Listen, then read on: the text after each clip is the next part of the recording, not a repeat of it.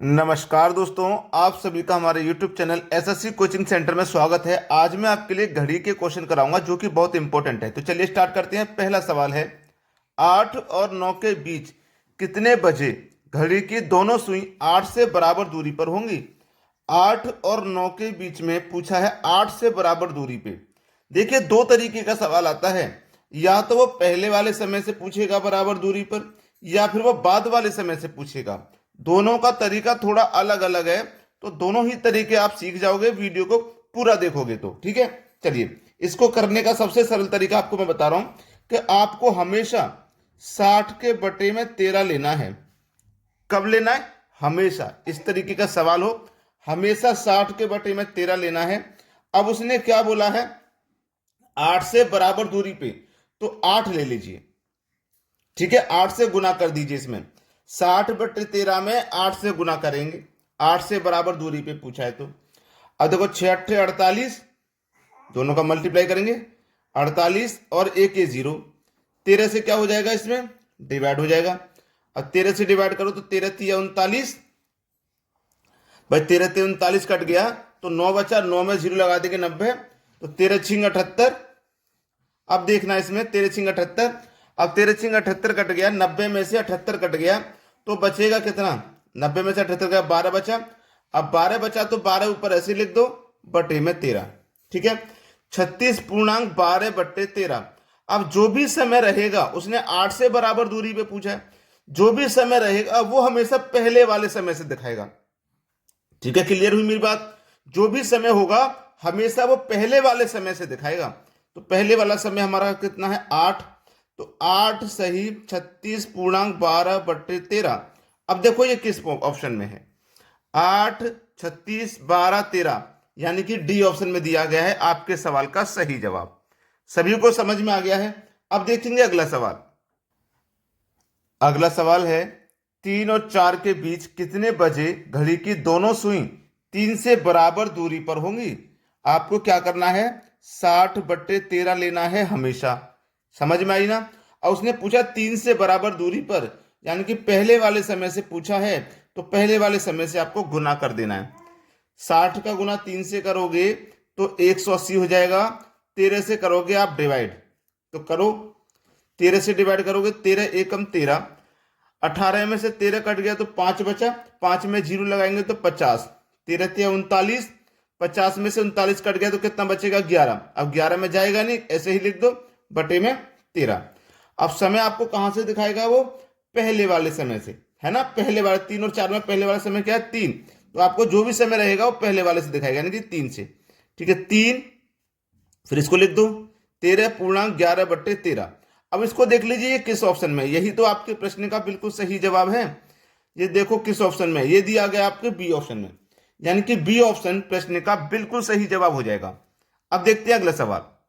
अगला प्रश्न है, 8 और 9 के बीच कितने बजे घड़ी की दोनों सुई 9 से बराबर दूरी पर होंगी। अब देखो, इसमें पूछा है बाद वाले समय से बराबर दूरी पे। अभी आप जो देख रहे थे वो पहले वाले समय से पूछ रहा था, अब बाद वाले समय से पूछ रहा है। तो बाद वाले समय में थोड़ा सा तरीका चेंज हो जाएगा। देखिए, आपको करना क्या रहेगा? 60 बट्टे 13 तो लेना है, हमेशा लेना है इस तरीके के सवाल में, हमेशा। ठीक है, 60 बट्टे 13 लेना है।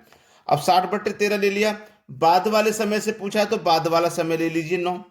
ठीक है, अब आप कहोगे सर ये तो पहले वाला तरीके के जैसा है, पहले वाले समय से पूछता था तो पहले वाले से गुना कर देते, बाद वाले से पूछ रहा है तो बाद वाले से कर रहे हैं। अभी थोड़ा सा देखिए, जब बाद वाले समय से पूछेगा तो बाद वाले समय से गुना करेंगे, फिर उसके बाद में इसमें हम 1 जोड़ देंगे।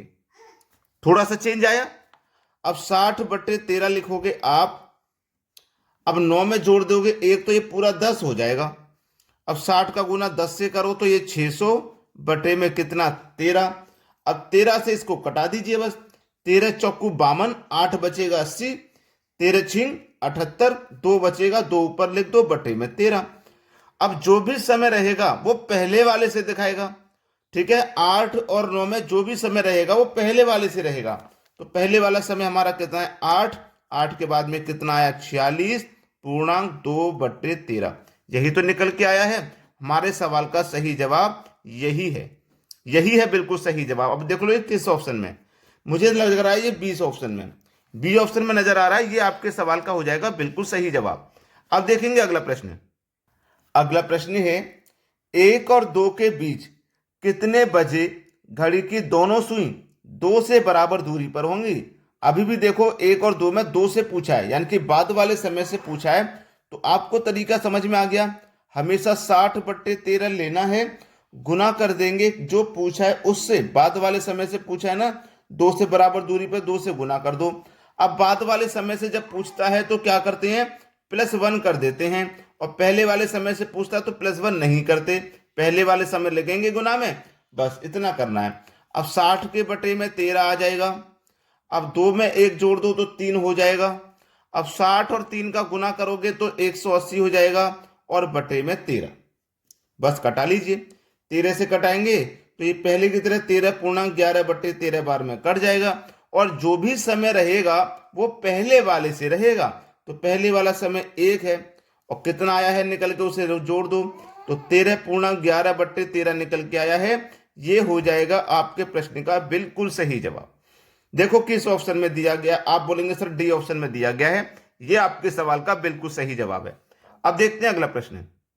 अगला प्रश्न है 3 और 4 के बीच कितने बजे घड़ी की दोनों सुई 4 से बराबर दूरी पर होंगी।